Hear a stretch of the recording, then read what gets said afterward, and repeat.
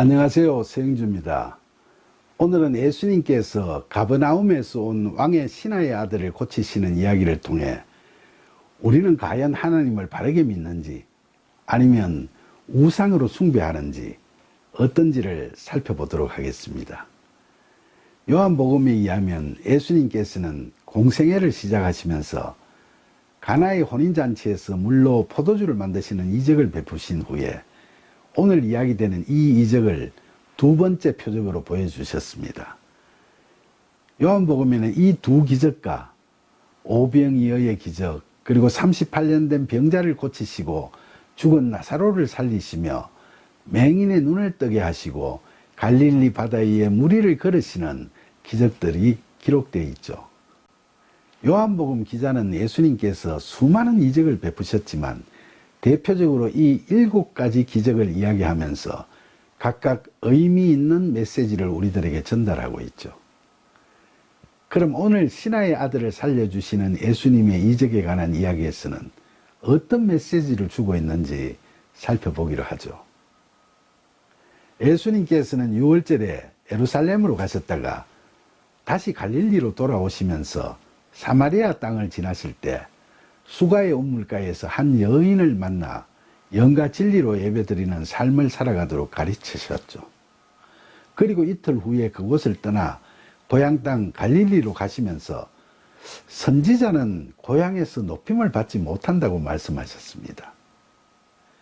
그런데도 갈릴리에 도착하시니까 갈릴리인들이 예수님을 환영하며 맞이했는데 이건 그들도 6월절에 예루살렘을 갔다가 거기서 예수님께서 베푸신 모든 이적들을 실제로 보았기 때문이었죠. 원래 예수님께서는 갈릴리 땅 나사렛에서 태어나셔서 그곳에서 자랐고 청년이 되어 목수일을 하시던 분이셨는데 갑자기 이분이 하나님의 아들이라고 하니까 고향 사람들은 그 말을 곧이곧대로 받아들일 수가 없었죠. 어릴 때부터 예수님을 옆에서 보아왔고 한 동네 사는 평범한 청년으로 생각했는데 그런 분이 하늘에서 내려온 분이라고 하니까 그들로서는 머리가 혼란스러워졌고 믿지 못했던 게 당연한 것으로 여겨졌죠.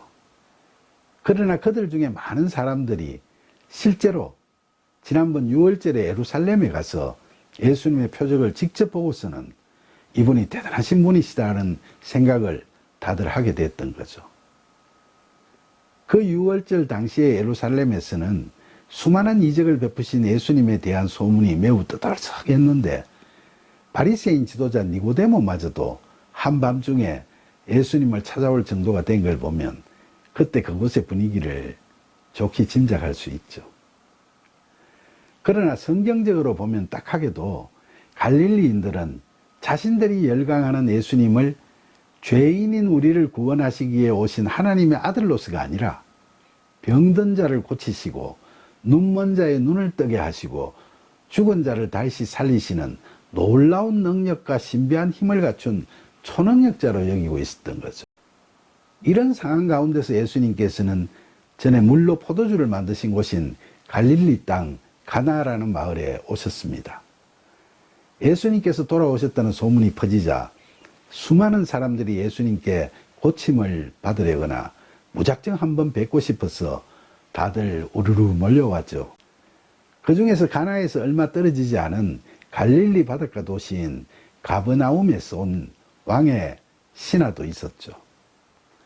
갈릴리 바다는 가로가 20km가 넘고 세로가 15km 가까이 되는 대형 호수라서 성경에서도 바다라고 이야기하고 있죠.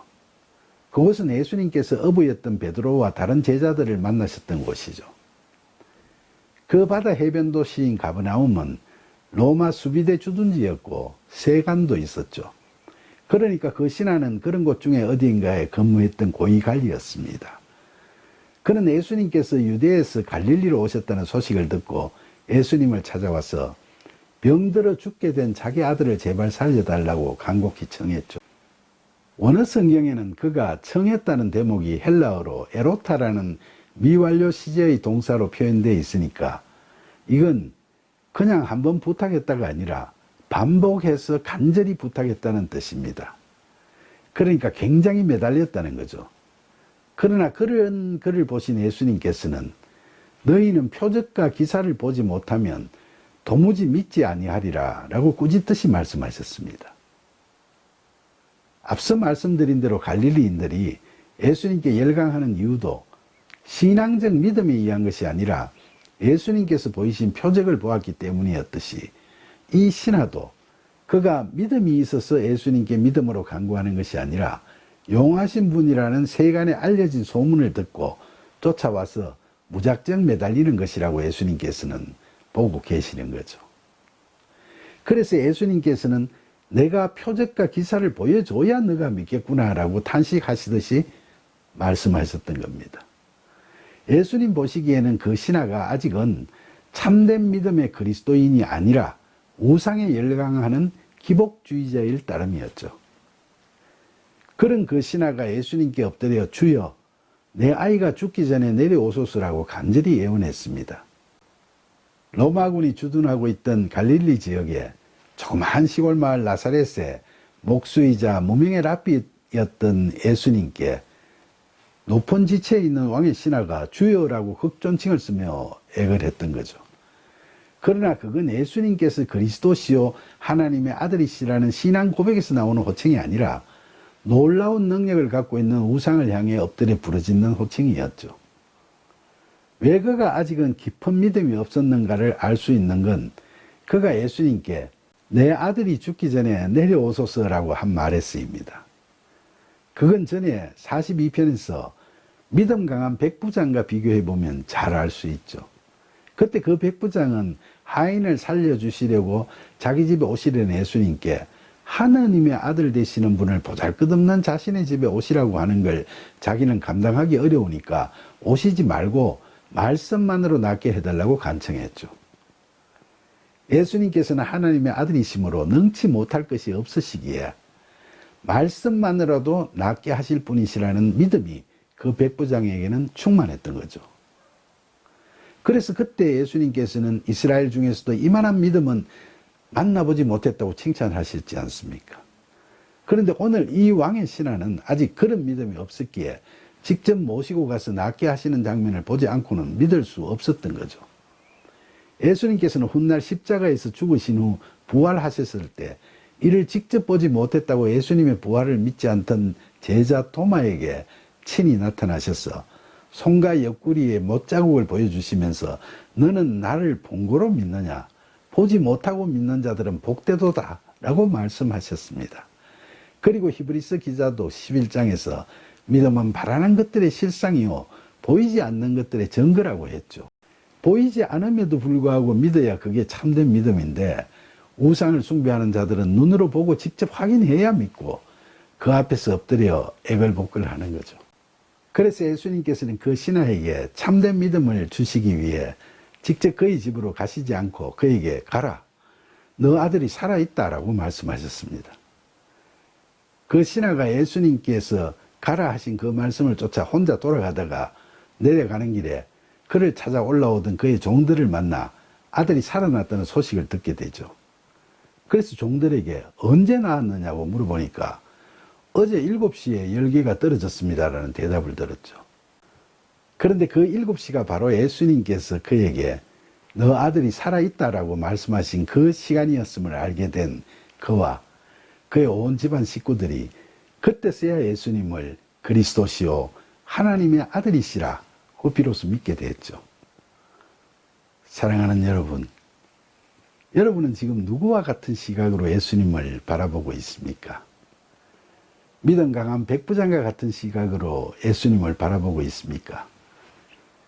아니면 용하시다니까 달려와서 무작정 매달리는 왕의 신하 같은 시각으로 예수님을 바라보고 있습니까? 자녀의 대학 입시를 위해, 자신이나 배우자들의 직장 승진을 위해, 더 많은 재물이나 건강을 위해 용한 점쟁이를 찾아가 구다는 것처럼, 유명한 사찰을 찾아가서 시주하는 것처럼 그런 마음으로 교회를 다니고 예수님 십자가 아래에서 그 모든 소망을 이루어 달라고 애타게 기도하고 있지는 않습니까?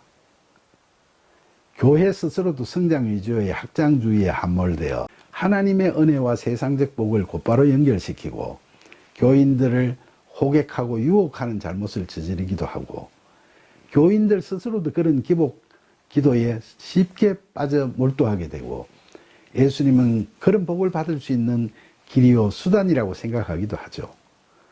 사실 우리도 다 사람이니까 살아가다가 답답하고 울적할 때 아무런 답을 얻지 못해 막막해할 때 복을 갈급하는 기도를 드릴 수도 있죠. 그러나 예수님께서는 분명히 말씀하셨습니다. 너희는 먼저 하나님의 나라와 그의 의를 구하라. 그리하면 너가 무엇을 먹을까, 무엇을 마실까, 무엇을 입을까 하고 근심하며 기도하던 그 모든 것들을 너희에게 더하여 주리라고 말이죠. 우리의 믿음, 우리의 신앙에 있어서 추구하는 가치와 기도의 우선순위를 잘 알아야 한다는 말씀입니다. 우리가 우리의 고된 삶 가운데서도 늘 우리 마음속 지성소에서 하나님 아버지를 만나 허심탄회하게 흉금을 터놓고 기탄 없이 대화하고 또 고통 가운데서도 예수님이라면 이럴 때 어떻게 하셨을까를 늘 생각하면서 기쁨으로 범사에 감사하며 매사에 기도하는 삶을 살아가는 것이 하나님의 뜻이라고 할 수 있습니다.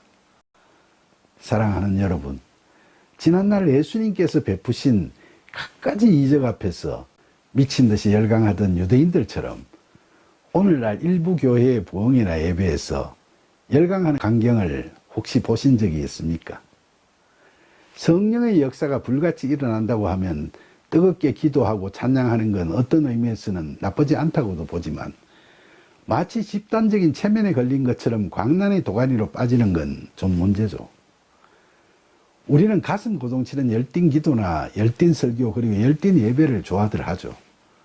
삶이 불안하고 걱정 근심이 끊이지 않고 좌절과 절망의 늪에 빠져 있을 때일수록 그런 뜨거운 기도와 설교와 예배를 통해서 평소 경험하지 못했던 카타르시스, 즉 정서적으로나 영적으로 안정을 되찾고 정화되는 감정을 느낄 수 있으니까요. 그러나 도가 지나쳐 종교적 엑스터시, 바로 황홀한 도치만을 탐닉하다 보면 이건 마치 마약 같아서 갈수록 더 큰 자극과 쾌감을 바라게 되죠. 그건 건강한 신앙을 해치는 겁니다. 주님께 대한 뜨거운 사랑은 하나님과 이웃을 향한 사랑과 봉사와 참여라는 차분하고 헌신적인 삶을 통해 표현되는 것이지 광란의 장에서 폭발되는 게 아닙니다. 부디 하나님을 그리고 예수 그리스도를 내 삶에서 세상적인 복을 주시거나 우상으로 여기고 열광하거나 정신없이 매달리지 말고 매사에 임할 때마다 참된 기도를 통해 주님을 느끼며 주님의 사랑과 은혜에 항상 기뻐하고 감사하며 주님과 동행하는 그런 저와 여러분이 되기를 간절히 소망하면서 우리의 영안을 열어주시고 우리를 죄에서 자유롭게 해주시는 예수님의 이름으로 기도드립니다. 아멘.